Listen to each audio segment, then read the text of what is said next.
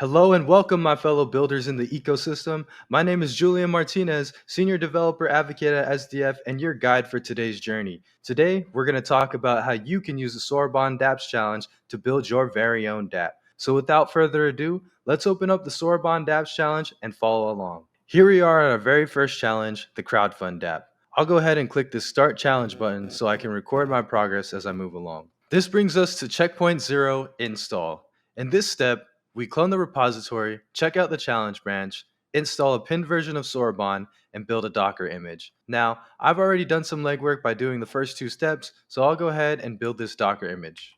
What this is going to do is build a container in Docker that we'll use in the next step to deploy a local instance of Stellar Core and Horizon. This brings us to checkpoint 1, where we launch the backend. To complete this checkpoint, we're simply going to run the quick start shell script and specify that we'll be using a standalone network. What this is going to do is deploy a local instance of Stellar Core and Horizon for development and testing. Now that I have my standalone network running, I'll go ahead and hit checkpoint 2, where I deploy the smart contracts. I'll copy this command over and run it in my terminal. So we run a few scripts here. We run the script run clean, which is going to remove our previous deployment files as well as our node modules. Then we run the script setup. This is going to run the initialize shell script, the build contract script, and then install our node modules again. Let's go ahead and follow along in the terminal to see exactly what's happening here. First things first, we set our RPC URL and friendbot URL to align with our standalone network. Then we create a token admin identity. Then we build the smart contracts. After this, we deploy both the Abundance token contract and the Crowdfund contract. Then we initialize the Abundance token with the token admin address, and then initialize the Crowdfund contract to receive the Abundance token. Next, we build the TypeScript bindings for the smart contracts, which are then used in the front-end components. After this, we install our node modules. Now that we've completed this step, I'll go ahead and mark this milestone as completed. Awesome.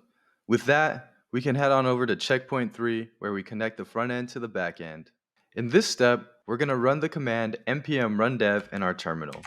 This is going to deploy the front end of the Crowdfund app to localhost at port 3000. In the next step, we'll add the standalone network to Freighter. So first things first, let's navigate over to localhost at port 3000, and you'll see that there's a spinning wheel here. This is because I've not yet funded my account in Freighter. Now, you can either follow the steps outlined in the checkpoint, or you could set your network configurations to the following, specifically here at this friendbot URL, and then we could simply mint our standalone lumens to our wallet by clicking the Fund with Friendbot button in Freighter.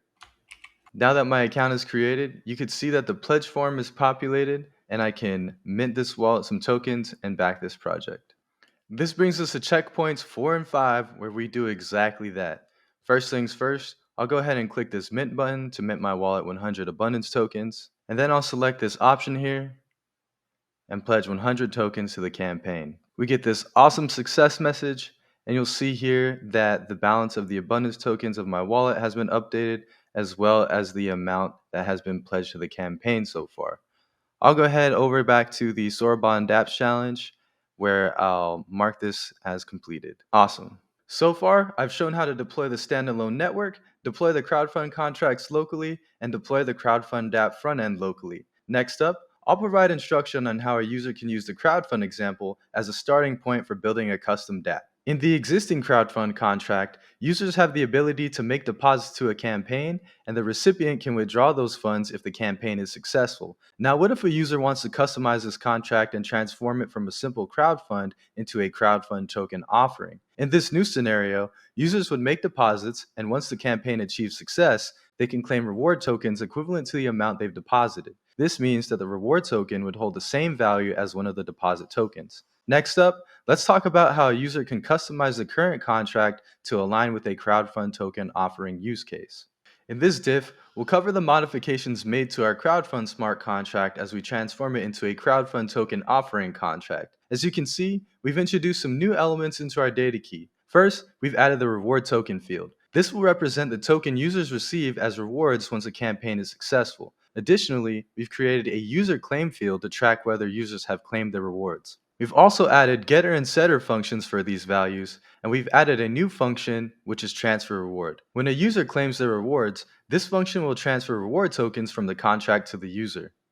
Next up, I'll cover the changes made to the initialize function. We've added the reward token parameter, so now we're tracking two tokens, the main deposit token and the reward token. We also set this value to the appropriate key in the data key. Next, we make a change to the deposit function here. Every time a user calls the deposit function, we set user claimed to false. Then, we increase the lifetime of the storage of this contract by one ledger. To do this, we call storage, instance, and bump. This will ensure the persistence of the data for the smart contract during its lifetime. Next, we have our recipient claim function. This is the same logic from the withdraw function from before. Here, only the recipient can call this function and will transfer the deposit tokens over to the recipient wallet address. And here's the exciting part. Users can now claim their reward tokens with the claim function. We've implemented a mechanism to prevent users from claiming rewards if getUserClaim returns true. Once they've claimed their rewards, the contract sets the deposit amount to 0 and sets user claim to true. We then ensure the persistence of this data by calling storage instance bump and specifying one ledger. Next up, we'll see how we can configure the front-end components to align with this use case. First things first, let's deploy the new crowdfund contract and build the TypeScript bindings. To do this, I'll specify that I'm using the standalone network, then I'll run the command npm run setup sale.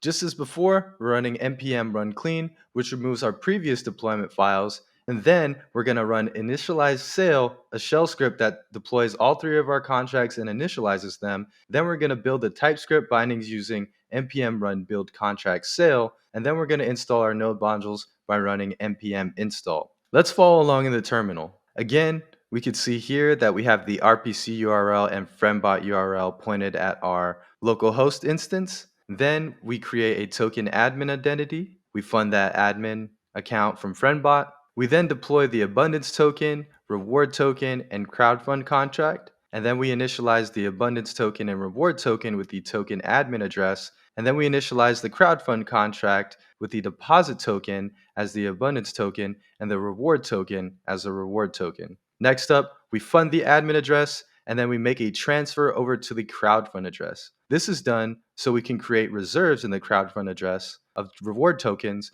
to send to pledgers after the campaign is successful. Once we complete the initialized sales script processes, we then move on to building the TypeScript bindings. After this, we install our node modules. Now that the new contracts have been deployed and the TypeScript bindings have been generated, let's go ahead and update the front end.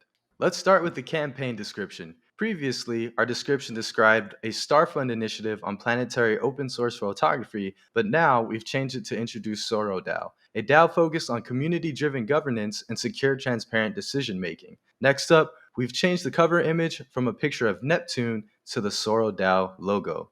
Now let's take a look at the form pledge component. Let's go ahead and start at the top here with our brand new import, the claim button. This component allows users to claim their rewards. This component takes in two props, the account, which is the user's wallet address, and onComplete, a function that's called once the claim process is finished. We've wrapped the claiming logic within an async function called handleClaim. This function attempts to execute the claim method and either completes the process or throws an error. The button itself is rendered within our custom button component, and the handleClaim function is triggered when the button is clicked. Next up, we've got to add some new state variables to handle reward balances. We'll use React's useState to create variables for the reward balance, the number of decimals to display, and the reward token symbol, like so. Moving on, we need to use useEffect to fetch the reward token balances for the account. Now, we'll make this information visible. In this section of code here, we'll add a new div section to display the user's reward token balance.